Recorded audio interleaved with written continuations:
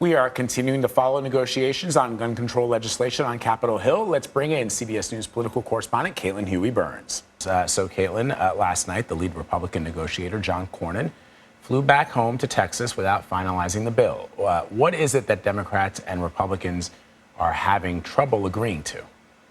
Hey, Vlad. Well, earlier this week, we reported that there was a bipartisan group that had reached consensus on a framework to legislate on guns. But the trick was always going to be turning that framework into actual legislative text. It's very different to have an agreement versus something that will be in the form of a bill and able to move to the floor. So all of this week, negotiators have been trying to iron out the details as they're trying to put a framework into legislative text. And there have been a couple of sticking points that remain. The biggest one right now that still remains is this so-called boyfriend loophole. You've probably heard a lot about this. It's essentially a way to keep firearms out of the hands of domestic abusers. But there is some squabbling over what defines a a boyfriend, essentially. What defines, the language has to be very specific here. So Democrats have been arguing for this for a while now. They've tried to put this measure in the Violence Against Women's Act that had passed the House several times, and it had to be dropped because it didn't get enough support.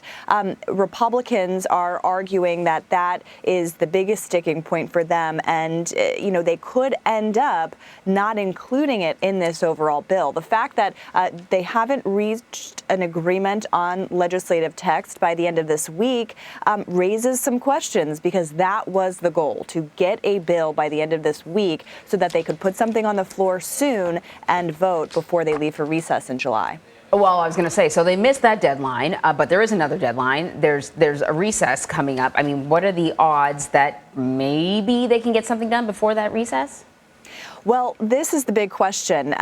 Talking to lawmakers earlier this week, a lot of people felt very optimistic. They had 20 lawmakers, including 10 Republicans, supportive of this overall framework. And people have been working on this issue for a long time, seemed more optimistic than ever that they were going to get something done on gun legislation. But over the course of this week, there are now a lot of questions about whether they can actually gather consensus. Now, talking to Democrats, too, they say, look, this is already a very watered down version of gun reforms.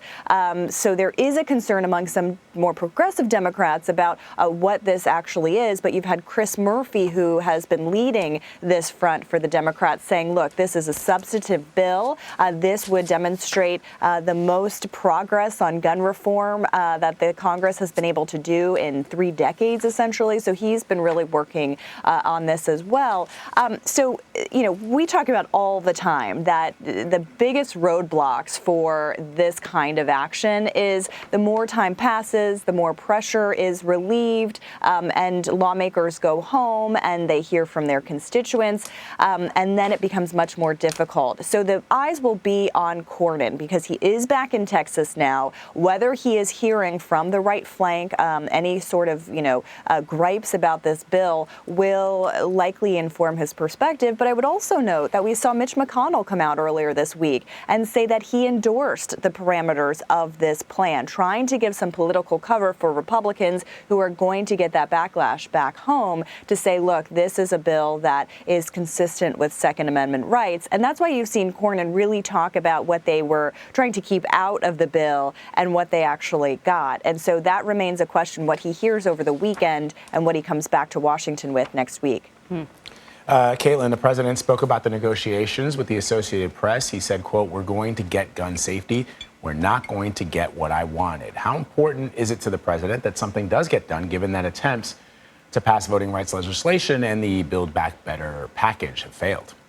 Yeah, Democrats are in this situation where they are going back to their districts. We're just 4.5 months or so from the midterm elections, which we know Democrats face an uphill climb in, to say the least. They're battling inflation, the economy, gas prices, a lot of things that are out of their control sometimes. But on issues like this, they have to go back to voters who say, look, we have supported you and sent you to Congress, gave you the majorities, and what do you have to show for it? So I talked to Debbie Stabenow, a senator from Michigan, earlier this week on our program, and she said, look, she is supportive of this framework on guns, for example. She worked a lot on the mental health provisions in this bill specifically, and said essentially you can't let the perfect be the enemy of the good, and that if they are able to get this kind of legislation, they can go back and say, look, if you elect more of us, we can do perhaps even more. But that is a tricky balancing act, especially when you see inflation numbers, when you see economic numbers. There are a lot of headwinds facing Democrats at large, but also within their own party, wondering, what are you able to do? All right, Caitlin, it is an uphill battle. Thank you very much. Thank you.